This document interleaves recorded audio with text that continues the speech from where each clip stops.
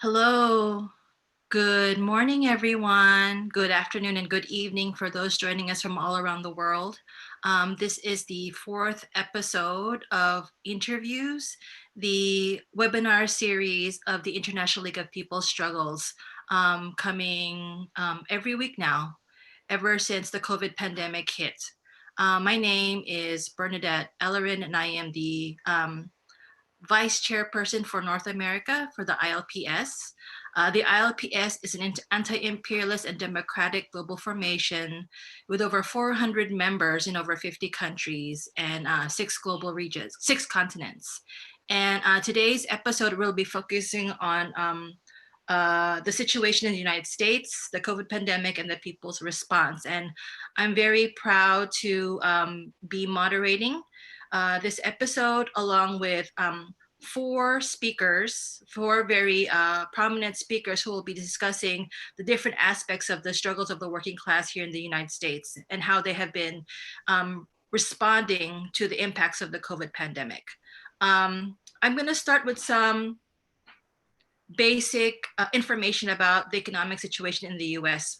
Pre-pandemic and during this pandemic. So I'm going to share my screen.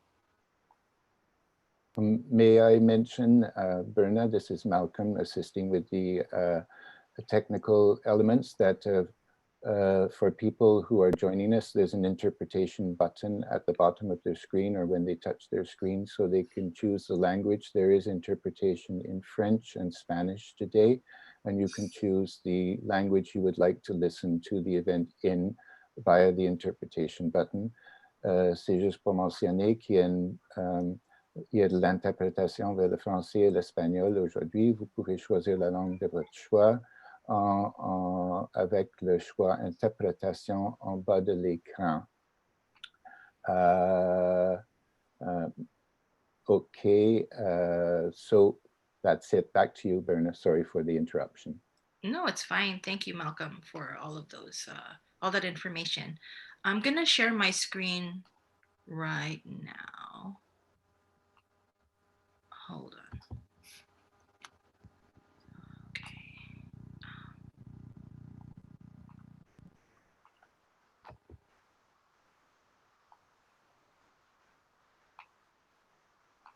Okay.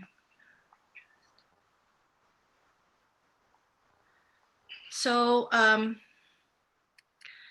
I'll start off by saying that the United States economy was already in crisis even way before the pandemic struck the United States. Some figures as of February of 2020 is that the US is in public debt of about $23 trillion. The joblessness rate in the US is comparable to that of the Great Depression years, which reached its peak at 24.9% in 1939. And but according to the Department of Labor statistics, we're at a 3.5 unemployment rate. But that is fraudulent because it does not factor in the labor force in the country who is underemployed, who are part-time, and have simply stopped looking for work. And as of the past 5 weeks, over 30 million workers in the US have applied for unemployment. And the food insecurity is also 3 times greater than it was during the Great Depression. The Great Depression lasted for a decade from 1929 to 1939, and 1 out of 5 children are not getting enough to eat. So the top industries that make up the US GDP as of now are, the top one is real estate, renting, and leasing. The second is state and local government, and the third is finance and insurance. And you can see 2 out of the 3, number 1 and number 3, these are solely relied on finance capital or bank finance, no? The second relies, of course, on taxation and the well-being of each taxpayer to be able to pay their taxes. And with the crisis right now, these industries are in crisis. And that's why the recovery that the federal government has given in the form of a stimulus package is essentially a bailout for banks and big financial firms because they're the ones that make up the top industries in the United States. So the intensification of the crisis of monopoly capitalism by the states, in this case, the US government's neoliberal and military response to the COVID-19 pandemic, is further aggravating the long existing economic recession and devastating the working class and other exploited classes here in the US. The privatized healthcare system continues to be the basis for the uncontained public health crisis marked by austerity in medical supplies, treatment, and healthcare workers. Two, the economic shutdown vastly displaces over and impoverishes the working class. Over 30 million have been shoved into unemployment in just 1 month. And large concentrations of public wealth are funneled to bail out large banks and finance capital corporations. One result of this situation right now is a rise in consciousness and favorable conditions for organizing and mobilizing among the people. There's more awareness that the system is rotten and what has caused this problem.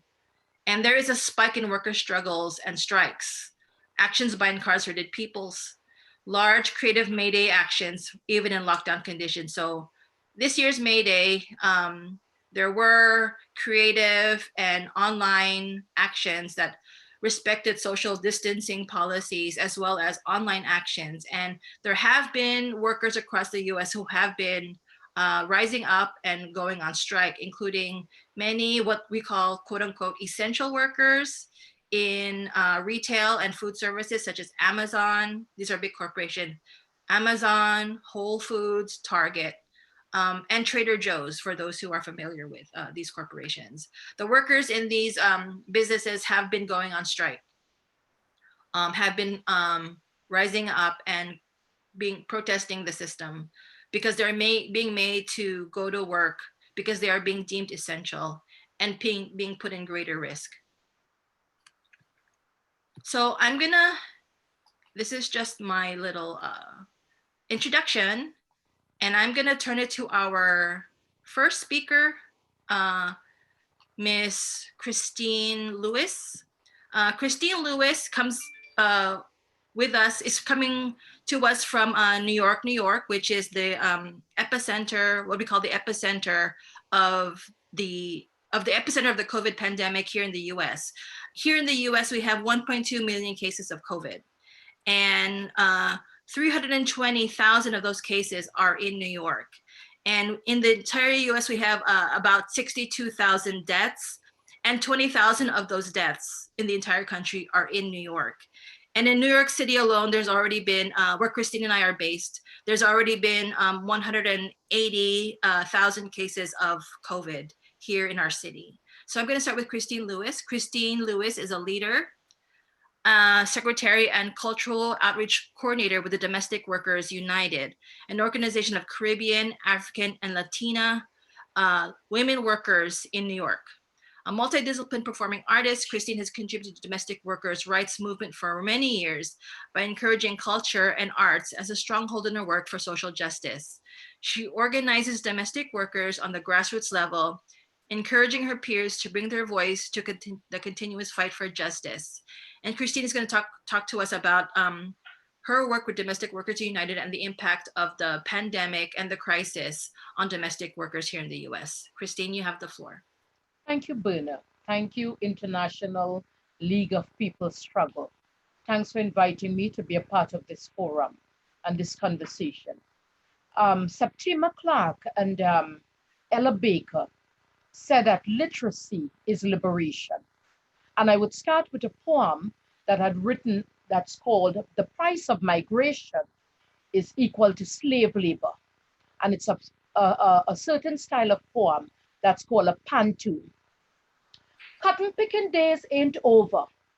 Madam List, grow, glow, grow. Lighthouse keeping, walk dog, let baby be first priority. Madam List, grow, glow, grow. Island woman warm spirit vex. Let baby be first priority. US dollar controls Manhattan East. Island woman warm spirit vex. Scoop shit from shitty sidewalk. US dollar controls Manhattan East, unlike Tobago's tobacco sunny soil. Scoop shit from shitty sidewalk. Times classify ad never spell this. Unlike Tobago's tobacco sunny soil. Work never been this hard. Times classify ad never spell this. Price of migration means yes, ma'am. Work never been this hard. Baby, unrelated burden, pushed along Avenue Dank. Price of migration means yes, ma'am. Light housekeeping, walk dog, baby, unrelated burden, pushed along Avenue Dank. Cotton picking days ain't over. So this is kind of like my autobiographical poem, but it's a panto. Now today I'm going to talk about the Domestic Workers Bill of Rights and what this newly, in the last 10 years, this piece of legislation means for domestic workers today, right? Who are domestic workers? We're nannies, elder caregivers, and housekeepers, organizing for power, respect, fair labor standard, and an end-to-end all exploitation. The nation's first Domestic Workers Bill of Rights was signed into law on August 31st, 2010, marking the culmination of a 6-year organizing campaign led by Domestic Workers United, an organization representing nannies, elder care workers, and housekeepers to raise standard for more than 200,000 domestic workers in New York. The Domestic Workers Bill of Rights was the first of its kind in the United States, closing the gap in labor laws that had left domestic workers with fewer rights than other workers. Prior to the Bill of Rights, domestic workers were excluded from federal labor laws and labor protection, leaving determination of employment terms entirely up to individual employers. When the New Deal was being negotiated in the 1930s, the only way that Southern members of Congress agreed to support the labor laws that were part of the New Deal package was with the exclusion of farm and domestic workers from the right to organize as well as from the right to basic labor standards. These exclusions remain to this day, and they have shaped the lives of over 2.5 million women who work as domestic workers in the United States and who continue to be excluded from these labor laws and protections. Their work is still undervalued and not respected. The Bill of Rights, however, has changed for the most part the vulnerability of domestic workers in New York, establishing basic rights and recognition so that individuals like myself can go to work knowing we have rights and protection. How do we organize a workforce? We organize by worker to worker. We organize going through the bookstores on the Upper West Side of New York, the Tony side of the east side, east and Upper West Side, Progressive Parks Loop, and meeting workers and organizing, telling them about the campaigns that we have ongoing, workers' rights, know your rights campaign, legal clinics, legal recourse in that if workers feel that they have been given poverty wages, we are able to open and fight cases with take root justice in New York City. The steady fight is continuous. It's never done, it's ongoing. Um, could you imagine that the National Labor Relations Act and the Fair Labor Standard Act have excluded workers, domestic workers, from organizing? And again, we could go back to the New Deal. We understand why that is. We do worker to worker education where members, leaders reach out to other domestic workers in their social networking and by distributing DWU monthly letters in playground churches and other sites that domestic workers frequent. Through training, helping to build resumes, through the nannies training course, through Cornell University Industrial and Labor Relations School, providing domestic workers with a nanny's training certificate. Um, we could talk about as Bernard talked about New York City being the epicenter of COVID-19. We talk about our workers who are going to work in spite of it, right? We implore them not to go to work. Those who choose to, it's on them. We sort of implore our workers not to go to work because we don't know. We all are asymptomatic at this point. If COVID-19 has been around since November, we're all asymptomatic. However, what we have done is, and are doing, is raising funds through a love offering by domestic workers, sort of modeling the mutual aid model by raising funds to help 75 women in our network who aren't working with a small love offering stipend to tie them over. It's small, but very significant.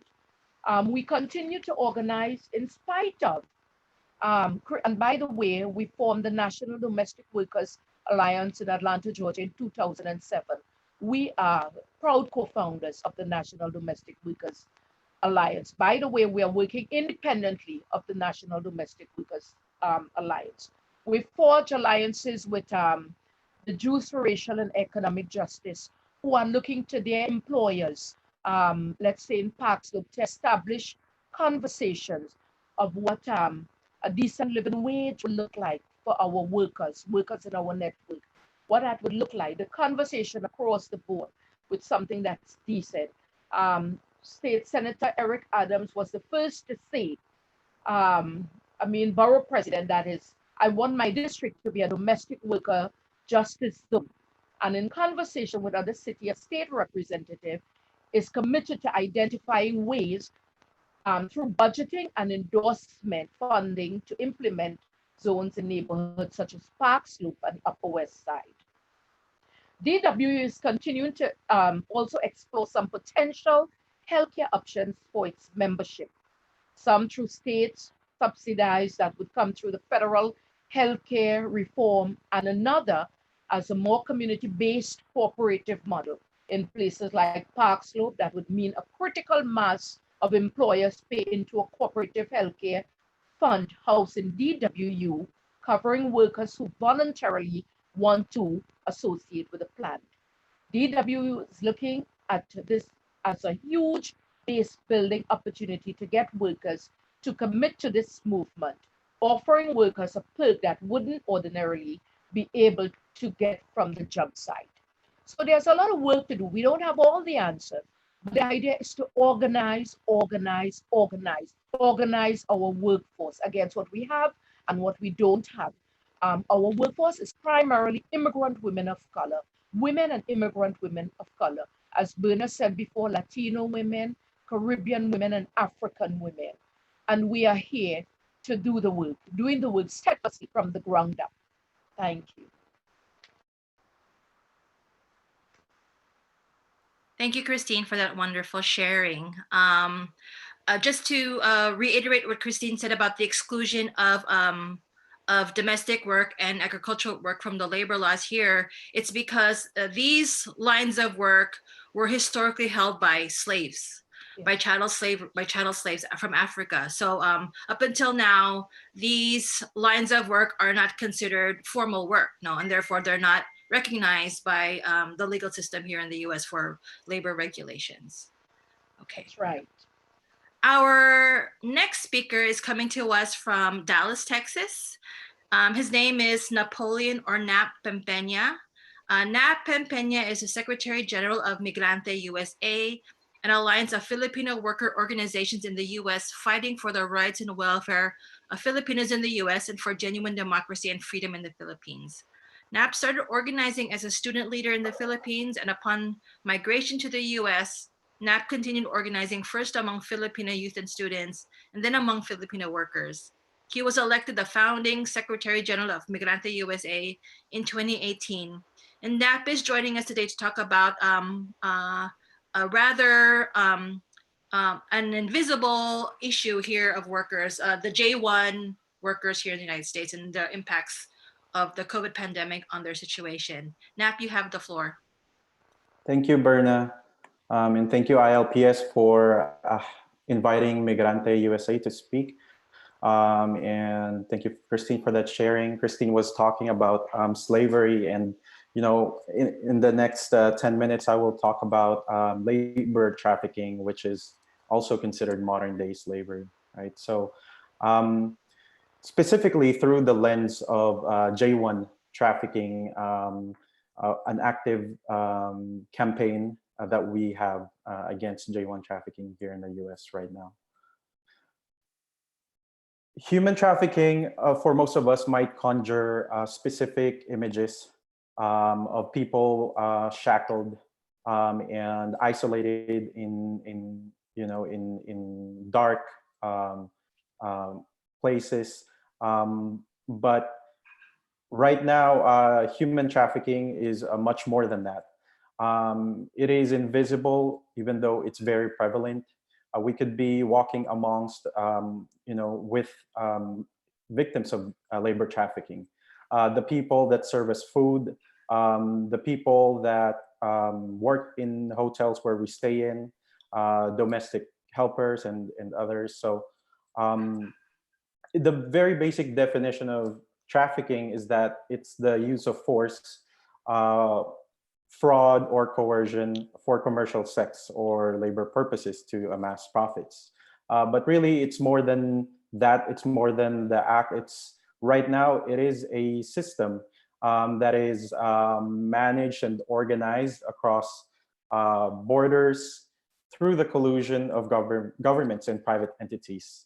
And it's really bolstered by neoliberal policies, market liberalization, the deregulation of labor laws, among others, have strengthened trafficking to this day. Human trafficking cuts across sectors and industries, and it affects workers and students and professionals. And these are just some facts of human trafficking, especially here in the US. It's after drug dealing, trafficking is tied with illegal arms trade as the second largest criminal industry in the world, and it is fastest growing. Some numbers here in the US, 14 to 17,000 people trafficked annually to the US, 2 million worldwide, 27 million people enslaved around the world, and it's a $9 billion business. And these figures are still an undercount because, as I will explain, states today actually legalize trafficking, and so we know that the numbers are much bigger. So, given the definition that we talked about of human trafficking, J1 trafficking has been occurring, and these are some of the conditions that they have been facing. For those who don't know, just to give a brief background, the J1 visa is a visa here in the US that started in the 60s. It is an exchange visitor visa here in the US that's supposed to bring in, or that's supposed to facilitate cultural exchange and exchange of knowledge. But in the last few decades, some of the subcategories of the J1 visa program have been maximized, have been taken advantage of to bring in and to expand the guest worker program here in the US. You've probably heard of the H-1B, H-2B guest worker programs that have been used as a vehicle for trafficking. Well, J-1 visa is now a new face of that trafficking. And so with the closure of hospitality establishments, a lot of hospitality workers on the J-1 visa have been terminated or have been furloughed. And so right now, we are organizing hundreds of laid off J1 workers. And as what Bernard mentioned earlier, the COVID crisis has merely exposed the underlying chronic crisis of this society. And for that, in terms of trafficking, the mass layoff of J1 workers have unmasked that long-standing problem of trafficking using the J1 program.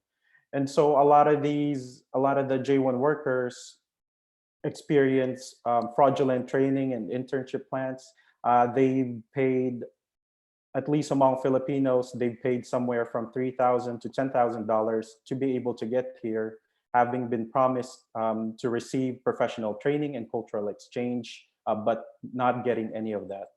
A lot of them experience harassment and discrimination at work, being given heavier workload than their non-J1 counterparts. There's wage theft. They are being coerced to lie on documents and give false statements. And there's also harassment of families in the Philippines to force them to pay up. There's about, I mentioned that the J1 visa has 14 subcategories. These are some of the categories that are the most exploitative: the internship, the training, the summer work travel, and the teachers. These four categories account for half of about 300,000 J1 visitors that come in every year. And the Philippines is one of the top sending countries for the interns, trainees, and teachers. And for those that are, joining us from outside the U.S., you might be able to spot the country as a sending country here. And it's not just here in the U.S. There are also parallel programs across the world in New Zealand and Australia. And trafficking is a multi-headed monster, and we would just like to show, how it really operates. Giving specific example for Filipino J1 workers.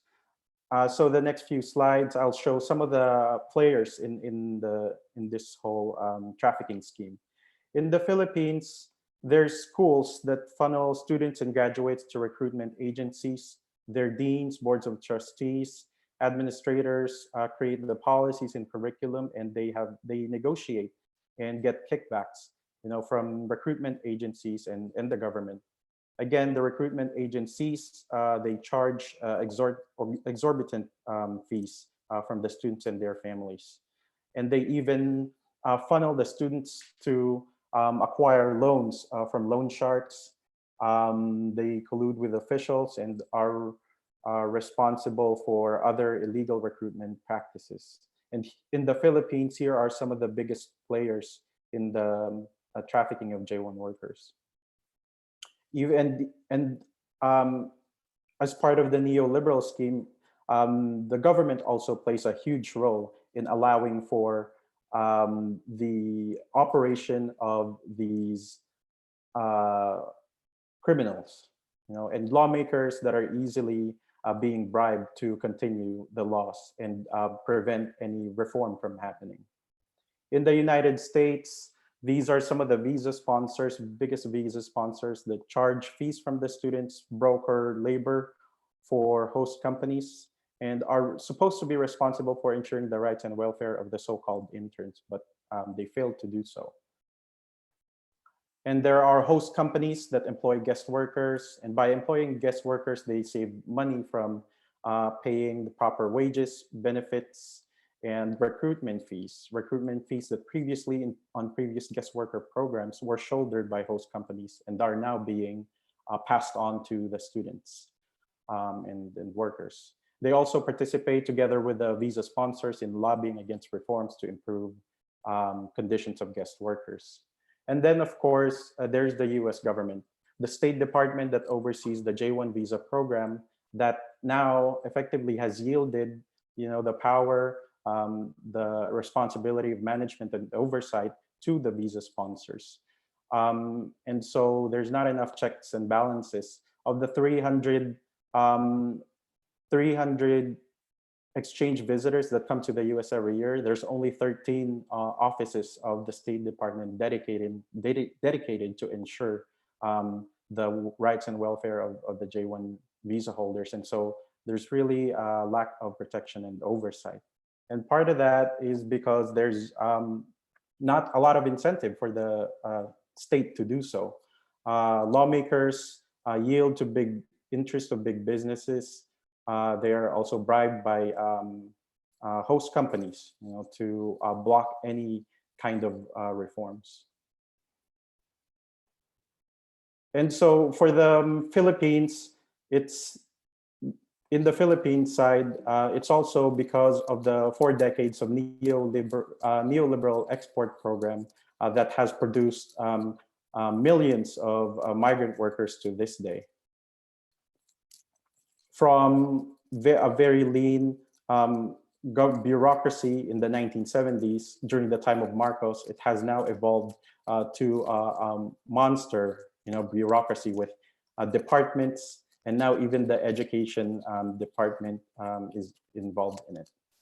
And so, as you can see, this monster has a lot of heads and is operating internationally. And so it's very important that we fight back, not just as a mass movement in one country, but as an international mass movement. And so towards that end, we've been organizing the J1 workers, starting with the education of their rights, doing media exposure, and to push back against the very limited definition of labor trafficking, and for to push for change.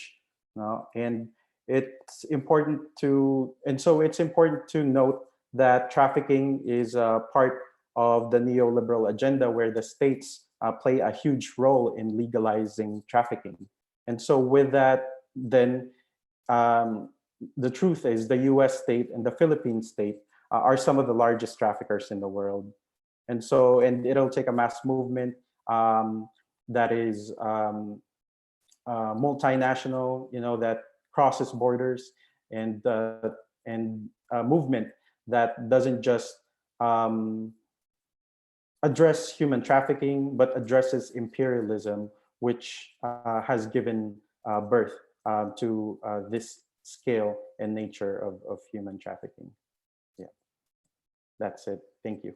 Mhm. Thank you, Nap, for that sharing. I'll just add that the U.S. economy, U.S. corporations are becoming more and more favorable or reliant on cheap migrant labor through the guest worker program, and are actually, like Nap said, the laws themselves are enforcing the continuous flow of cheap labor into the U.S. So just some quick reminders before we go into our next speaker. For those who are joining us, on the webinar, if you look on the bottom of your screen, you will see an icon that says Q&A. That's where you can place your questions for our speakers. We'll be having a Q&A portion when all the speakers have shared. And if you look also to the bottom towards the right, you will see an icon there with, if you click onto it, you will see different flags.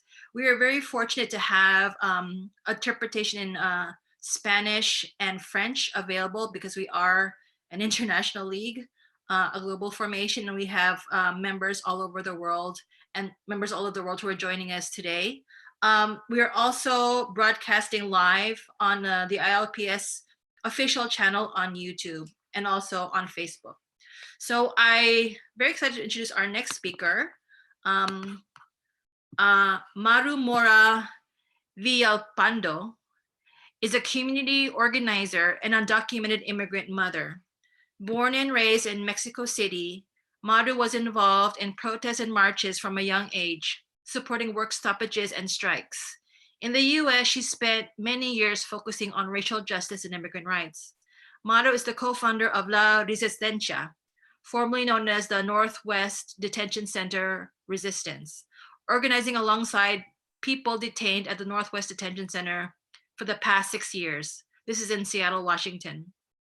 The group's main focus is to shut down the immigration detention in Tacoma, while gaining better treatment and conditions for all undocumented immigrants held there, and following the lead of people detained. Maru has been an outspoken activist and upfront about staying in the US after her tourist visa expired. Due to the successful work she has been part of, in December 2017, ICE, or Immigration Customs Enforcement, put her in deportation proceedings. Despite these challenges, Maru is undeterred and continues her community organizing work. Maru, you have the floor. Thank you and good morning. Thank you to ILPS for the invitation and good morning from Seattle, Washington. So our group La Resistencia works in collaboration with people detained at the Northwest Detention Center in Tacoma, Washington. This is one of our 200 detention centers in the United States. The massive immigration detention system really began in the late 90s with the results of the amazing fight of abolitionists against the privatization of prisons. So private companies felt the need to probably look at a different industry, and they start lobbying for immigration detention, which didn't exist in the past, not at the levels that we have now, since 9/11 really was the catalyst to begin this huge industry. So in 2003, we have now changes in laws that permit this construction of huge buildings. Here in Tacoma, Washington, in 2004, the Northwest Detention Center opened with what they call beds, 500 beds, and at some point expanded all the way to 1,575 capacity. But like I said, it's just one of 200, over 200, I'm sorry. And Immigration Customs Enforcement also relied on a lot of contracts with county jails and sheriff's departments to keep people detained while waiting to be transported to other massive detention centers or just to be deported at some point. So it's important to always start reminding people that the detention system is just extension of the prison system in the US. For those of you outside the US, you might know already that the US is the country with the largest number of people in cages. The US has relied on the prison system as a result of abolition of slavery. It's just another way of controlling Black and brown bodies. The immigration system relies on criminalization. The immigration system in the US is a civil administrative system, yet it's treated as a penal criminal system. So it's very convenient because if you go to a detention center, you see everything that looks like a prison, yet we're told we're not prisoners. And one of the things that works for this system is that at least in the criminal system, you can get a lawyer if you cannot afford one, but in the immigration system, you don't get one because it's civil. You have to pay your own. So it's a perfect system to keep people detained for sometimes years at the end, and it's the perfect system to create business. Right now, as you've probably seen during COVID-19, there's a lot of efforts to release people from cages. Public health officials have said again and again, confined spaces are the worst place right now for anybody to be in. Look at cruise ships, right? Nursing homes. What happened here in Washington State, we were the first one hit in the United States with COVID-19 cases, exactly in a nurse home. We see just recently some cruise ships are still not allowed to dock into piers, right? Because they still have people that are positive of COVID-19. Yet we have this reluctance from the United States governments at every level, from the federal, of course, to the local, to release people from cages. And so what we have is this fight to get people out of this death sentence, because that's what it is. And one of the most important pieces is there's no possibility of social distance. Being in prison, being in detention, you can't choose to social distance yourself from others. Here in the detention center, where there's cameras, people reported, guards tell you to keep your distance, but you sleep head to head. You eat next to each other. You can't move tables or chairs because they're bolted to the floors. You have to wait in line to get to the shower, and you can't wait, 6 feet apart. So that is an impossibility. Guards also, just yesterday, I was outside the detention center and I saw 4 guards coming out to their cars in pairs, and they're walking side by side, not keeping social distance at all. Every time we are there, we see them outside walking, not wearing any masks. Well, we outside are told we should be wearing masks. And so if that's outside, can you imagine what is going on inside? So just to also put it in context, last year, we saw through the United States about 13 hunger strikes happening throughout the nation. and every time there's hunger strikes, people are telling you conditions are terrible. This year alone, we have had already 22 hunger strikes at a national level in detention centers. That means thousands of people going on hunger strike asking to be released. Here on April 15, people did a SOS action. They literally spelled out SOS with their own bodies in the yard, and we took pictures of that. We invite you to take a look at them in our Facebook page. And already we have hundreds of cases being reported of people in detention with COVID-19. Just yesterday, already one person died because of COVID-19, because of ICE that refuses to let people out. 2 guards in Louisiana already passed because of COVID-19. And so what we see is that people inside are being very creative. Social distancing is impossible, so they want us to see. They send us pictures, we take video, we take audio statements, and yet ICE is still not budging. There's been a ton of litigation happening. Half of it is in favor, half of it is against, and ICE won't budge. So that tells you the kind of agency we're dealing with. This is not about law. This is not about following the laws. This is about total impunity and corruption. This is the kind of agency we're dealing with. It's just an agency that has total disregard for life. Why? Because they were built with that intention to destroy our communities, the communities of color and poor communities here in the United States.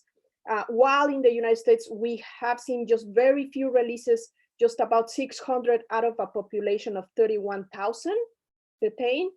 The UK and Spain, for example, is example. They release everybody from detention. Portugal already is working on regularization, and Spain is doing efforts to regularize people's status. In the UK, they're still looking to release people. It's not the example here. And as a matter of fact, ICE refuses to test people. We saw an example here where they actually pretended to have the test in-house and told people, yes, come in, we'll do the test. So people would go to the medical unit in the Northwest Detention Center, and the medical staff will put up a swab inside people's noses, go into a little room, come back 10 minutes later and say it's negative. They have no testing available to do in-house. So they're literally come up with the most amazing, lies to avoid responsibility and avoid releasing people. They rather have people dying in their custody than releasing them. So while all of this happens, the population has decreased. Here, so of yesterday, we hear there's about 570 people detained because of all the efforts that were done. And because we have a smaller population detained, GEO, the corporation that owns and runs the detention center, is pressuring people to keep working.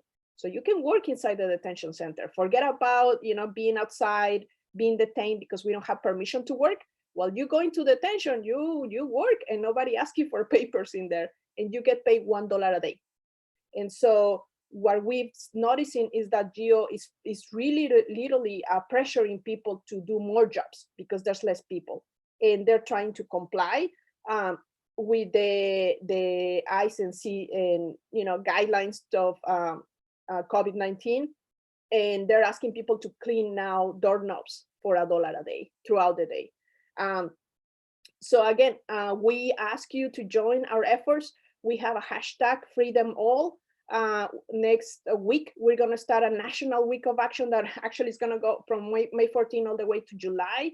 So different groups across the nation will be joining us too in the ask for freedom all. And we're not asking for 1 or 2 or just the more sick or the non-violent. We're asking for everybody. Right now, nobody should be in detention. And post-COVID, same thing. We should actually work for the ending of the Immigration Customs Enforcement Agency. We should abolish the entire agency, and we should start dismantling the entire detention system along with the prison system.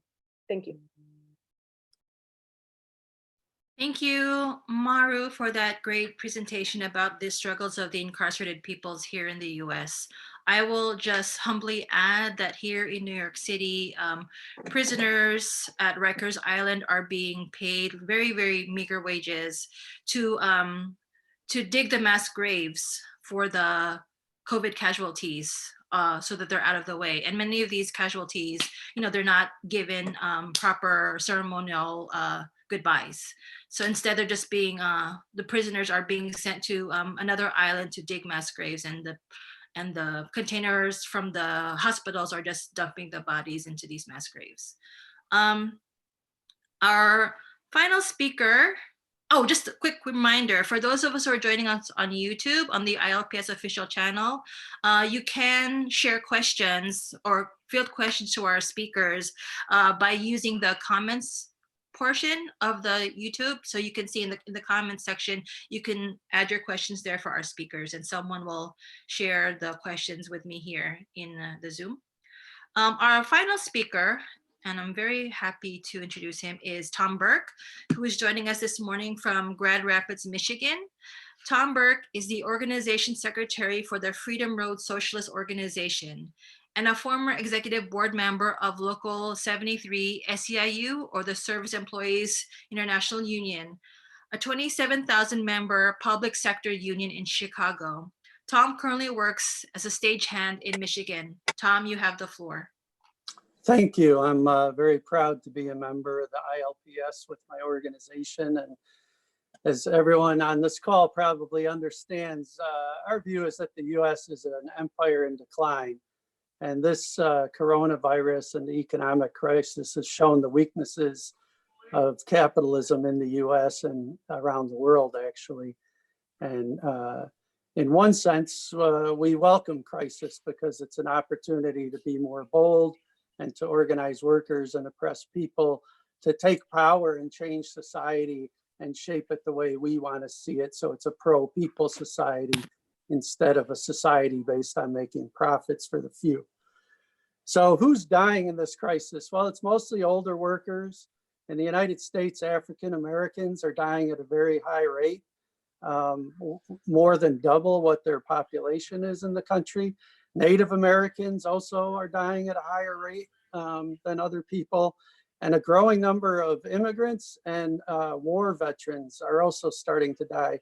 And in part, this is because of being incarcerated, held in detention centers or in healthcare centers where they're not getting the attention they need.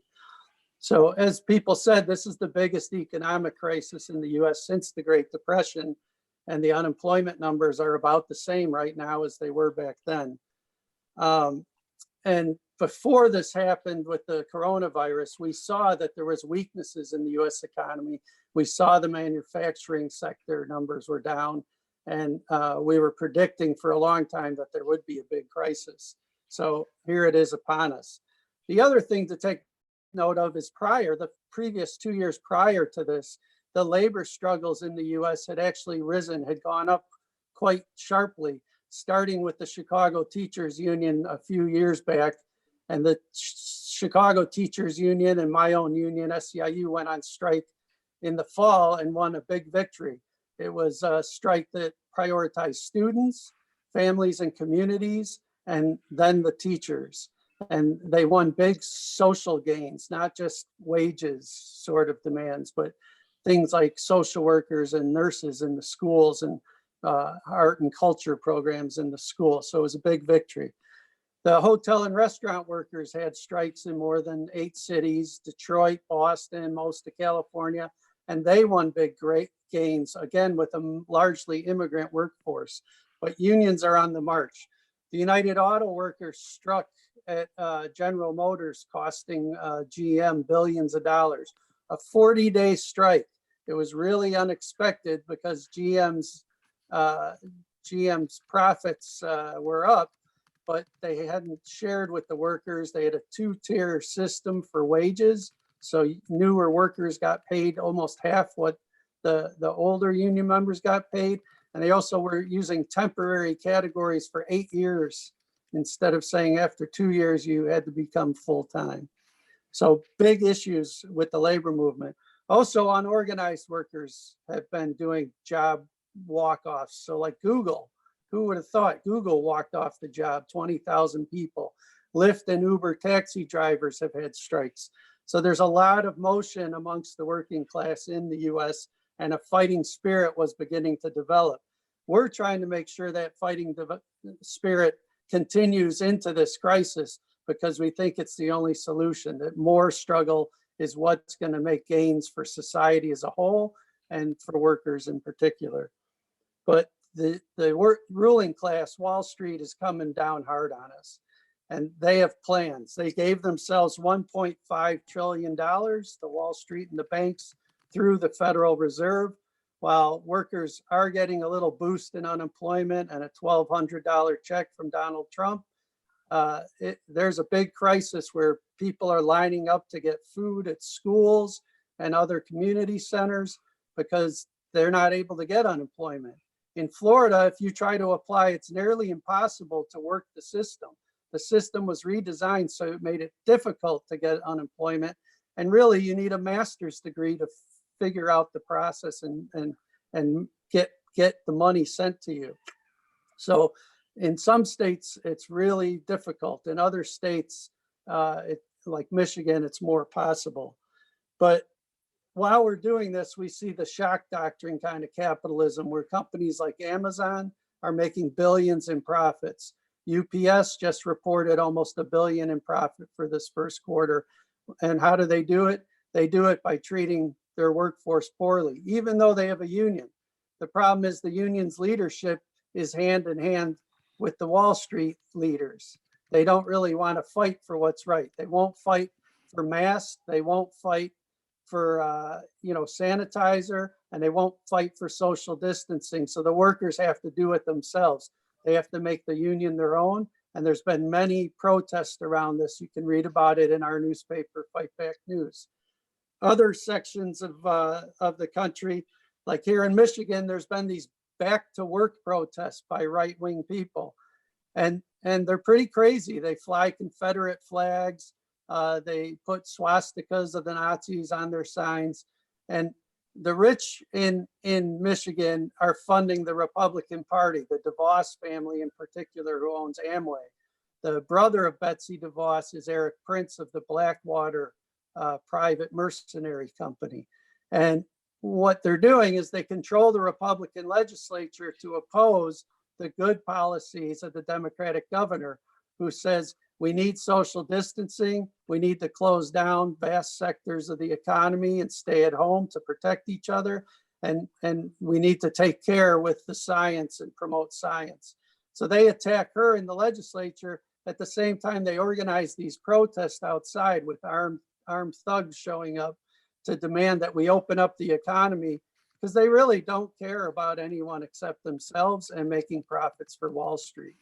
So it's the rich who are running these little protest shows at state capitals. There's not very many people who turn out to those, but they get on all the news media too. Their targets are Fauci and scientists. Their target is China, to blame China.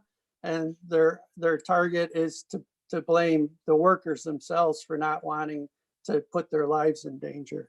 So now I'm going to talk a little bit about the fight back, because unions are doing a better job than they've done in years, and unorganized workers are fighting. They're organizing themselves. So you have healthcare workers who have been really impacted and have died. Their demands are for PPE, for mental health assistance.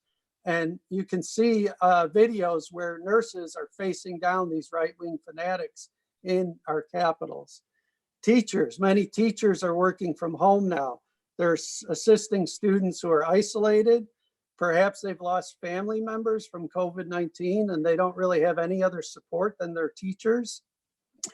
And then they may have no income in their households or no food. So teachers are working through video conferences and phone calls to help these students, young students too, and their families to obtain basic needs like food. Many families can't pay their rent now, and that's another demand. But it's not just the landlords. We have to target governors and mayors with suspension of paying rent demands and not delaying it. Because if you don't have the money to pay your rent now, you're not going to have it in 3 months either. The meatpacking industry, that's a big thing in the Midwest. Greeley, Colorado, Green Bay, Wisconsin, you have big infestations of the COVID virus because people are forced to work side by side in these meat plants, killing animals. But instead of protecting them, Trump has called to use the War Powers Act, the War Production Act in particular. He didn't use it to protect people with PPE, but now he's using it to protect the profits of these meat companies. And those companies are killing off their livestock so they can increase prices. They're trying to create a supply crisis to increase their profits. Hotel workers and people like myself who work as a stagehand, mass layoffs, lots of immigrant workers in the hotel industry and the restaurant industry. They're not going back to work anytime soon. I'm being told it might be January till I can go back to work. I'm getting unemployment, but what happens when that runs out in July? We have to have unions demanding that we keep getting an income, that we keep getting paid, and that when we do go back to work, there's social distancing of 6 feet, and that people have to wear a mask as a law. If you go out, I was in the post office here the other day, and a young woman came in without a mask on. The other 7 people were 6 feet away from each other while we waited, and we all had masks on. The workers who are union, they kicked the woman out, and everyone cheered when they kicked her out. So that's what we need more of, not less of. The construction industry is going to be hit because it's housing and big buildings, and there's not many people working there yet. The postal workers are under threat from Trump now. He wants to shut them down and do away with their, the postal worker predates the US government, and they're trying to get rid of it. And he's using this crisis to do it. So I'll keep it short at that. What are our demands? We need our union leaders to actually lead our fights. We need widespread testing for COVID-19. It's not happening. As other speakers said, they lie about it. It's available through universities. My wife actually works on this, and they have a test that they could do 50,000 a day in her one laboratory. But the government's stalling on it. The FDA is stalling. Trump and Pence are stalling. That widespread testing will save lives now, and it allow us to reopen sooner, not later. But Trump and Pence, they're prioritizing Wall Street and profits. We need workplace safety enforced, and workers have to demand it, and unions have to be on front. They need to do work stoppages to make these happen. We need hazard pay. People like the UPS drivers, they need hazard pay. Nurses and doctors and other healthcare workers, they're our heroes. Well, let's pay them. Don't throw them a pizza party, give them the pay they need. We need to release all the detained immigrants, and Freedom Road was one of the first groups to demand the release of prisoners. We need to release prisoners who've been tortured by the police in the past, and we need to release all the nonviolent prisoners. And this helps the people who have to work in the prisons too. Finally, we demand that Trump quit blaming China. Trump has to take responsibility for what he didn't do. The Democrats need to get on it and take responsibility when they didn't speak out early enough. And this is a real crisis. It's systematic. We should try to lead struggles and be creative. The car caravans are one answer to that. There's other protests that we can do where we social distance. And now is our chance. You know, the dragon has appeared in front of us, and we have to slay the dragon. We have to get out there and lead the workers in struggle, lead oppressed people to a new type of society that puts the people in front of profits, puts an end to wars. Thank you, comrades, for listening. Thank you, Tom, for that very agitating sharing. For those of us who joined us late, this is the 4th episode of Interviews, the online webinar series of the International League of People's Struggles, or the ILPS. The ILPS is a global anti-imperialist and democratic formation with 400 members in over 50 countries and representing 6 continents. And today's episode focuses on the struggles of workers here in the United States as well as the impacts of the COVID pandemic and the people's response. And our speakers, just to review, we started off with Christine Lewis, who is joining us from New York City. She's with Domestic Workers United. She spoke to us about the struggles of domestic workers and what domestic workers are doing in response to the economic shutdown in relation to the COVID pandemic. She was followed by Napoleon Pempena, or Nat Pempena, the Secretary General of Migrante U.S.A., who is based in Dallas, Texas. And Nat talked more in depth about labor trafficking in the U.S. and how work visas, particularly the J-1 visa, student internship visa, is being used by the U.S. government to traffic and ensure a continuous flow of cheap foreign labor into the U.S. And he was followed by Maru Mora Villalpando, who's joining us from Seattle, Washington. Maru is with La Resistencia, and Maru is an immigration rights activist and also shared with us about the struggles of the incarcerated here in the United States. The United States has the largest number of people who are locked up in the whole entire world. And Maru talked about the struggles of those who are prisoners as the most vulnerable because they cannot practice social distancing, and the prison guards are not also enforcing safety inside these locked up quarters, and how the prisoners are also resisting and going on hunger strikes for not only for their release, but also for safety regulations to be enforced and practiced in these in detention centers.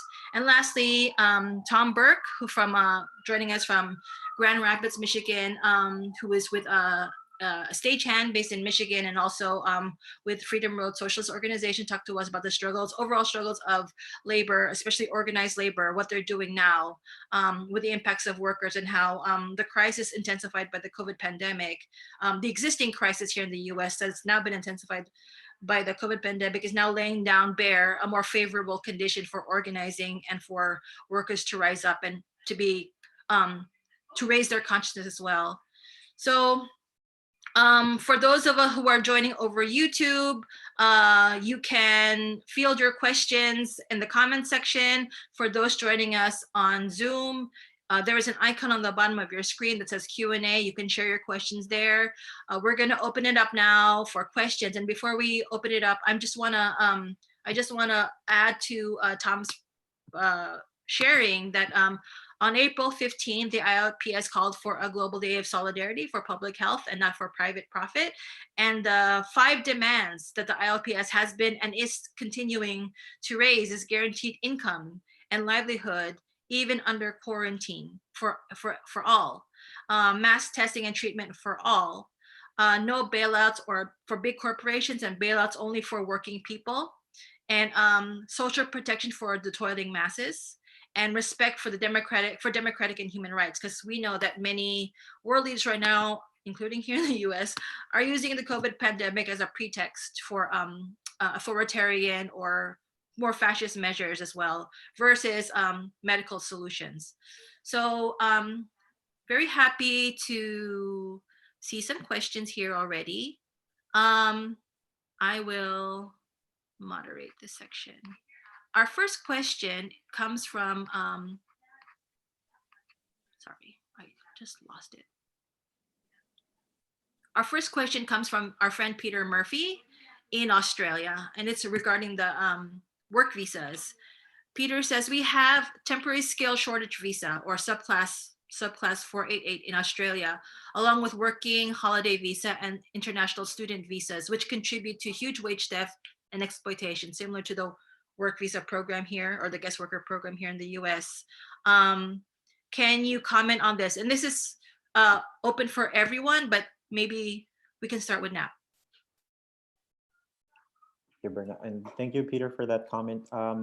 Indeed, what we are finding out from the J1 workers is that after their 1-year stint here is finished in the US, a lot of the J1 workers try out for similar temporary visas to Australia if they don't go there first, and so it really shows the dire situation they are in the Philippines, the vast unemployment, landlessness and corruption that leads to really crushing poverty right? That leaves workers, especially young workers now with the J1 visa, having no choice but to keep looking for work abroad.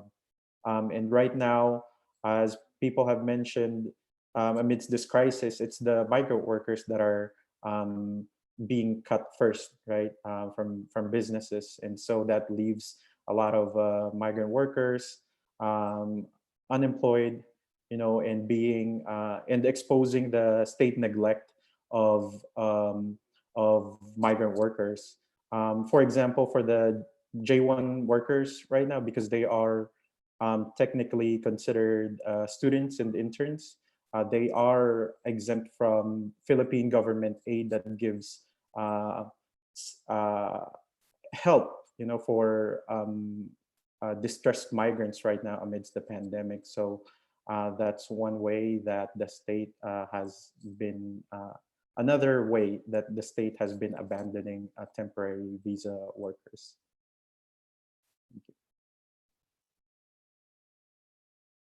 Thank you. Would any of our other speakers like to comment or on that question? Okay, then I'll go into the next question. Our next question, excuse me, I'm just scrolling through the chat. This is a good question. This is also a time of inspiring solidarity across sectors. Can you describe examples of this solidarity, such as solidarity between migrants in detention and other incarcerated people, workers in distribution centers and fast food workers, workers in the so-called gig economy, and healthcare workers? So this is general question about examples of labor solidarity. And this is for the all of the panelists. I can start talking about the solidarity between people in detention centers and prisons. We, as abolitionists focusing on detention, we cannot ignore the fact that, again, this is a combined effort from the United States government to keep us under control and to dispose of our bodies in case of immigrants once we're done working for them. And so everything that we're doing, it's in collaboration with people that are doing efforts against the mass prison system. So for example, here in Washington State, once the COVID-19 cases started, the first thing we did is that we realized doesn't matter how much effort we put on pressure in ICE to release people, they're not going to. There's a lot of litigation, a lot of it. And even though judges have ordered ICE to release people, they just don't do it, right? So we realized that our target should be the governor, because the governor's, it was the first state with an order of stay at home, right? And then they ordered non-essential businesses to stop operating. And so we targeted him and the public health department. We asked the public health department to tell us what's going on. They should have known, and they brush us off. They said we were wasting their time and everybody's time because they have, quote unquote, no jurisdiction. So they're really in collaboration with Geo Corporation and ICE. They believe Geo Corporation and ICE. They don't want to believe people in detention. So both the sector, the different organizations that work on releasing people from prison and us combine our efforts to target the governor. So in the case of the Department of Corrections that manages prisons, our sister organizations file lawsuits against the Department of Corrections. We had plaintiffs for legal organizations to file lawsuits against ICE. Our lawsuit was lost, theirs was won, but then the Supreme Court actually agreed with the governor because a couple of victims came out public saying, we don't want those people to be released. And so the Supreme Court agreed with them. And, that shows you the level of fight that we have in our hands. For us, for immigrants, it's a little bit easier, the fight, because a lot of people play this game of the good versus bad immigrant. They're asylum seekers. They're good people, but then everybody else is not. And for the prison system is, they're violent, only let the non-violent out. So we as both the immigration and the prison abolition come together saying, no, we're not gonna let anybody out, we're gonna fight for everybody. Everybody in prison is also a human being. And we have to revise how the prison system is operating and why we have accepted the prison system as the solution for problems.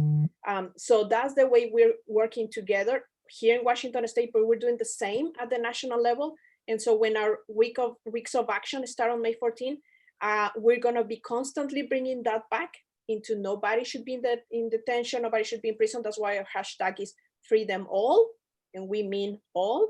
And the last week in July, when we do our final push for now, we're actually going to focus on decarceration efforts in combination, because here, for example, the Department of Correction sends people in prison to immigration detention. So it's all connected, and that's how we are trying to combine our efforts.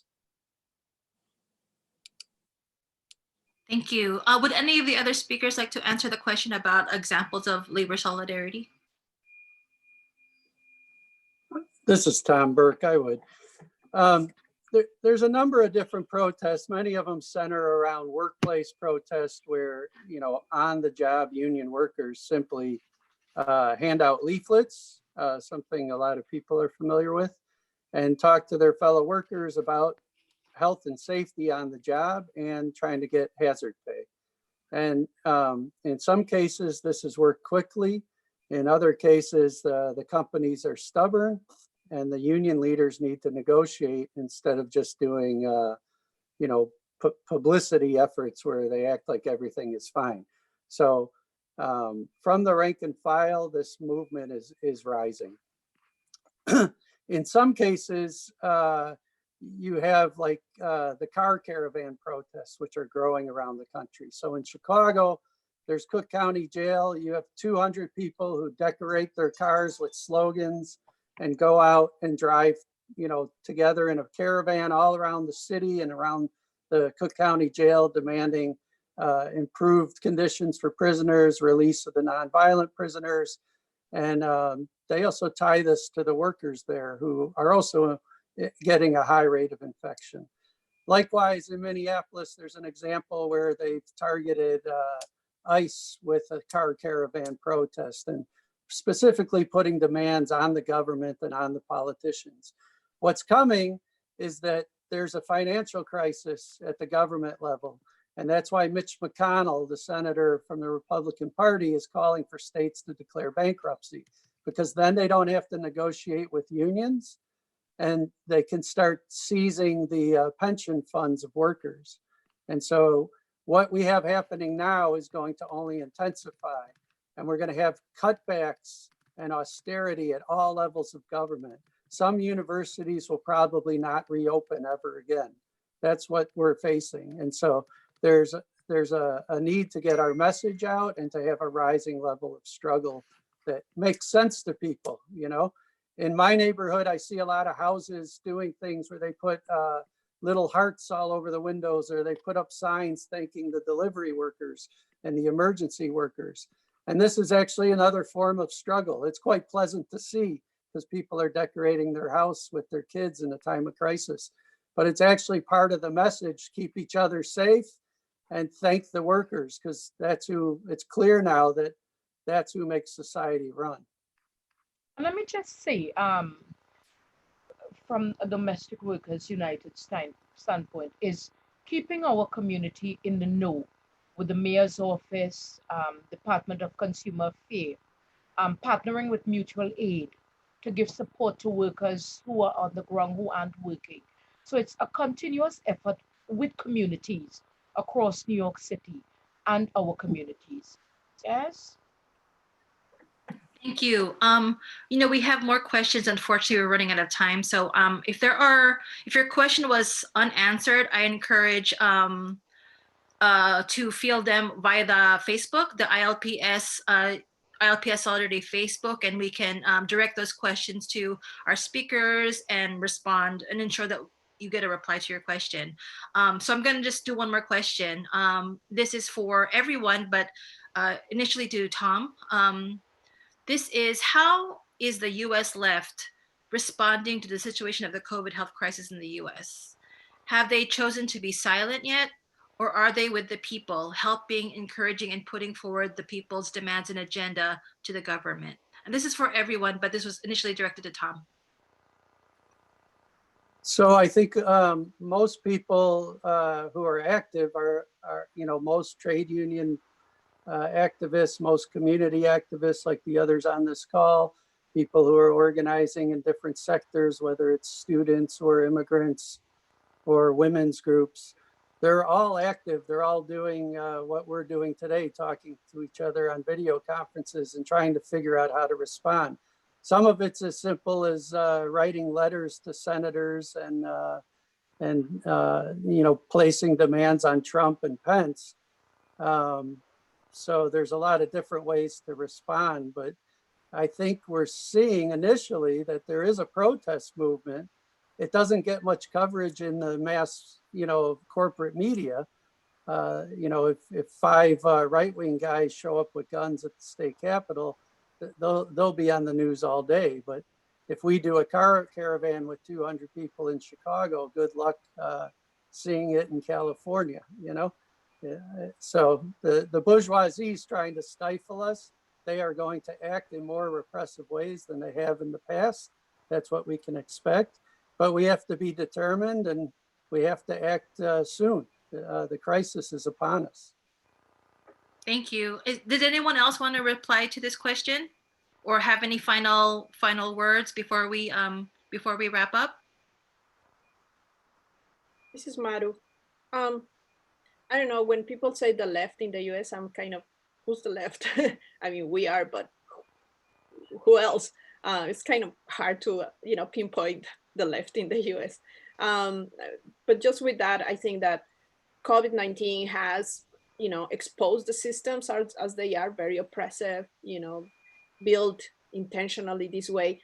But within the left, I think we also need to recognize that, we still face a lot of patriarchy, machismo, misogyny, homophobia, transphobia. And so even those that come out and say, we're going to support everybody, you can still see them picking and choosing.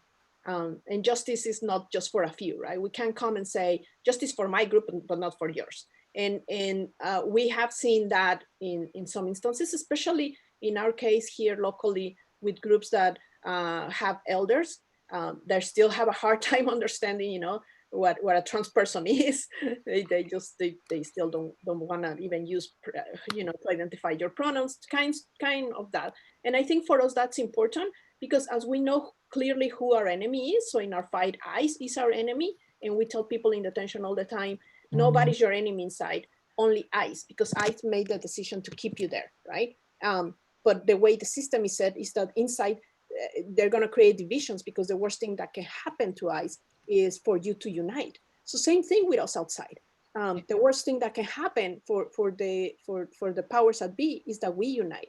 And so there's still all these class issues, racial issues, gender issues that are at play. And I really hope that the left, whatever that means, comes together into an honest, direct conversation that we still need our comrades that are identified as cis males to understand the level of power they have over people like us that are identified as cis women, especially women of color, and trans women X, and other genders.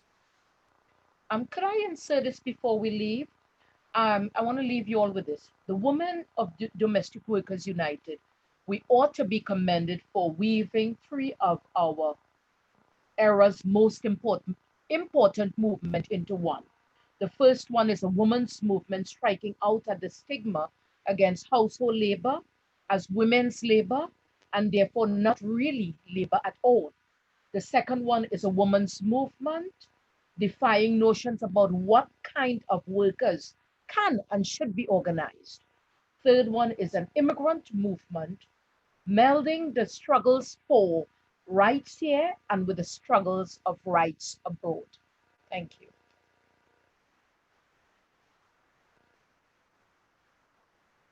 Nab, did you want to say anything final before we wrap up? Yeah. Just want to say thank you again for this opportunity. And on behalf of Migrante USA, we're looking forward to building the anti-imperialist movement, working class movement here in the US with you all. Thank you again to all of our speakers for making time to share with us this morning. This is an ongoing webinar series of the International League of People's Struggles. I just want to also share that the impetus for the topic today is because each of the speakers could share experiences of different segments of the working class here in the US. And if anything, that's the main thing we want to share, the experience of the class itself, which cuts across genders, sexuality, nationalities here, immigration status. If anything, what binds us all together is our class and our class exploitation in this crisis and in this period, and the struggle of our class to bring about a new society. So that is the spirit of this webinar series and of the ILPS, to bring about the voices of the working class forward. And I can tell, I think it's safe to say that here in the US, we have a lot of uniting to do of that class, of the working class. There's a lot of unification that still needs to be done, unfortunately, because of divisions of the ruling classes' attempts to divide our class. So that being said, I'm going to turn it over to Malcolm for some announcements coming from the ILPS. Malcolm Guy, again, is the International League of People's Struggles Vice Chairperson for External Affairs, based in Montreal, Quebec, Canada. Thank you very much, Berna. Thank you. Yes, I just wanted to wrap up by saying we will be holding another interview session next week, looking particularly at the situation in the Asia-Pacific area with a concentration on the Philippines. So invite everyone back next Thursday morning or evening or whatever time it is in your area, but the same time next week for a look at the situation in Asia-Pacific and particularly the Philippines. And also wanted to thank our interpreters, Marie and Veronique, today for the interpretation towards and from French and Spanish. So back to you, Berna.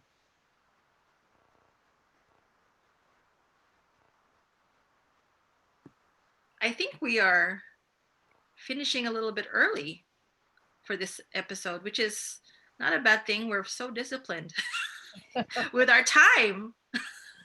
The workers here in the US are so disciplined with our time. That's a joke.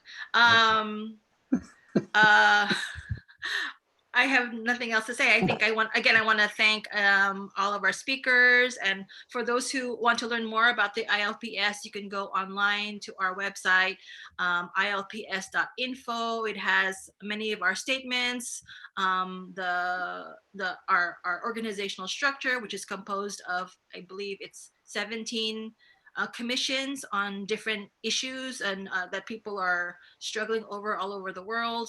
And we do have regional formations. We do have country chapters and regional formations.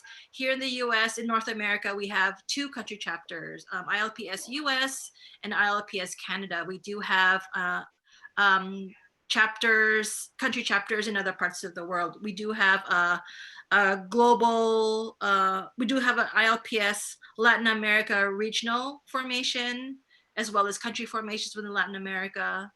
We have an ILPS in Europe. We also have an ILPS Philippines chapter, an ILPS Asia Pacific, and ILPS Oceania formation. So, and we are growing, the reason where the ILPS is growing the most is in Latin America and in Africa and West Asia. So those areas have also been focused, the topics of other previous episodes of this webinar series. So that is it.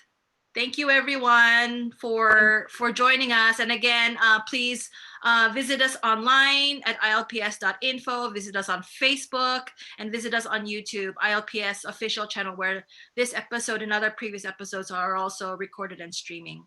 Thank you very much and have a good day.